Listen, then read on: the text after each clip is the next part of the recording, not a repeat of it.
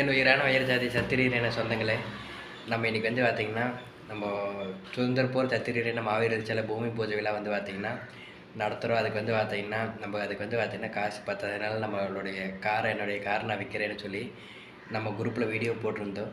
Video போட்டு வந்து பார்த்திங்கன்னா, எனக்கு தெரிஞ்ச பையன் தம்பி வந்து பார்த்திங்கன்னா ஃபோன் பண்ணி, நீ வந்து பார்த்திங்கன்னா எனக்கு தெரிஞ்ச ஒரு பையன் வந்து பார்த்திங்கன்னா அவனை நம்பாதே, கார் என்னோடய ஃப்ரெண்டு தான் கேட்டாப்புல கொடுத்துடலாமான்னு சொன்னாப்புல.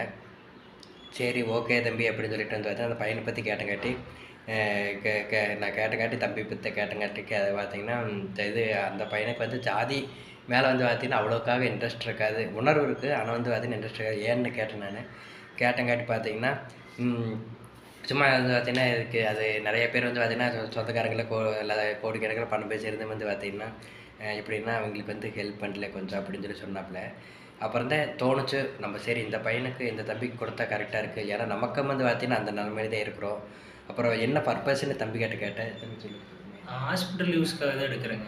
சரி சரி. அதுக்கு ஹாஸ்பிட்டலில் வந்து பார்த்திங்கன்னா நம்ம பெரியப்பா வந்து இருக்கிறப்பேம்மா உடம்பு வந்து பார்த்திங்கன்னா முடியாமல் நடக்க முடியாமல் வந்து பார்த்திங்கன்னா இந்த இது கோமாவில் இருக்கிறனால அதுக்காகத்தான் ஹாஸ்பிட்டல் கூட்டிகிட்டு போயிட்டு வரக்காக அப்படின்னு சொல்லி சொன்னாப்புல.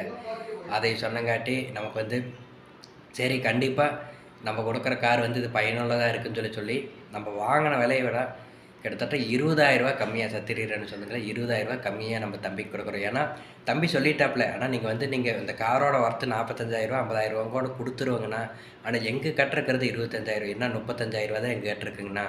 35,000 வந்து பார்த்தீங்கன்னா நம்ம ஏன்னா அதுக்கு மேலே வந்து வீட்டில் இல்லைங்கண்ணா, அது இல்லைன்னா அந்த பெரியப்பாவுக்கு வந்து செலவுக்கே வந்து பார்த்தீங்கன்னா ஒரு நாளைக்கு 2,000 3,000 போயிட்டுருக்குங்கண்ணா அப்படின்னு சொன்னாப்புல. அதனால் சரி நம்ம 35,000 வண்டி எடுத்தோம்னா அது எப்படி இருக்குன்னே சொல்ல முடியாது, வண்டி போயிருங்கீரு வண்டி சரியாக இருக்காது. அதனால் வந்து சரி நல்ல வண்டியாக நம்ம விலையை கொடுத்துடலாம் தம்பிக்கு. ஏன்னா வந்து பார்த்தீங்கன்னா அது ஏமாந்த மாதிரி இருக்க வேண்டாம், ஏன்னா வேறு எங்கேயோ வாங்கி ஏமாந்து மாதிரி செலவு பண்ணிகிட்டு இருக்கிறதுக்கு சரி நல்ல வண்டியை நம்மளே கொடுத்துடலாம் தம்பிக்குன்னு சொல்லிட்டு நம்ம கொடுக்குறோம். நம்ம காரெல்லாம் பிடிச்சிட்டு தம்பி பிடிச்சிருக்கு. ஏன்னா நம்ம உடைக்கிறதுக்கே கேட்டாங்க நம்மக்கிட்ட வந்து பார்த்தீங்கன்னா 45,000 அந்த மாதிரி 40,000 அந்த மாதிரி இருக்குது. எதுன்னா அந்த பார்ட்ஸுகளாம் தனியாக பிரித்து வைக்கலாம்னு சொல்லி எனக்கு தெரிஞ்சவங்க கேட்டாங்க. ஆனால் எனக்கு என்னென்னா மனசு வரலைன்னா நம்ம ஆசையாக வாங்கின காரை என்னால் கொடுக்க வேண்டாம், நம்ம பசங்களுக்கு ஓட்டினா கண்ணு முன்னாடி பார்ப்பாங்க அப்படின்னு சொல்லிட்டு கன்சல்ட்டிங்லேயே கேட்டாங்க. 45,000 50,000 அந்த மாதிரி கேட்டாங்க.